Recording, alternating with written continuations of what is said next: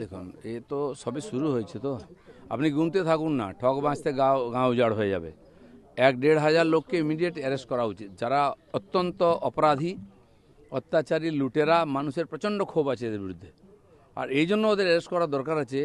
নাহলে কোনো অঘটন ঘটে যায়, মানুষ যেভাবে অ্যাটাক করছে, রাস্তায় ঘিরছে, ধরছে, মারছে, পিটছে, যদি কোনো অঘটন ঘটে যায় সেজন্য ওদের জীবনের স্বার্থে ওদেরকে অ্যারেস্ট করে জেলে রাখা উচিত। বাকি কোর্টে তার মামলা চলবে, প্রমাণ হলে দোষী সে তারা সাজা পাবে, কিন্তু ইমিডিয়েট পুলিশের এদেরকে অ্যারেস্ট করা উচিত। মানুষের ক্ষোভ খুব বাড়ছে, যাদের নিয়ে এত অত্যাচার, যাদের নিয়ে এত অভিযোগ, সেই লোকগুলোকে কাস্টডিতে রাখা উচিত।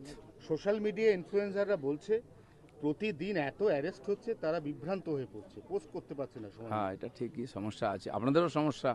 কোথায় কোথায় খবর দেখাবেন? খবর টিভি খুললেই দেখি চোরদের মুখ দেখতে হয়। আমি তো ভয় টিভি খুলি না। আর আপনারা এত সুন্দর নিউজ দেখাচ্ছেন, কিন্তু আমরা দেখতে চাইছি না বা পাচ্ছি না, কারণ এই ধরনের লোকেদের বিরুদ্ধে একদিন কমপ্লেন করে এসেছি।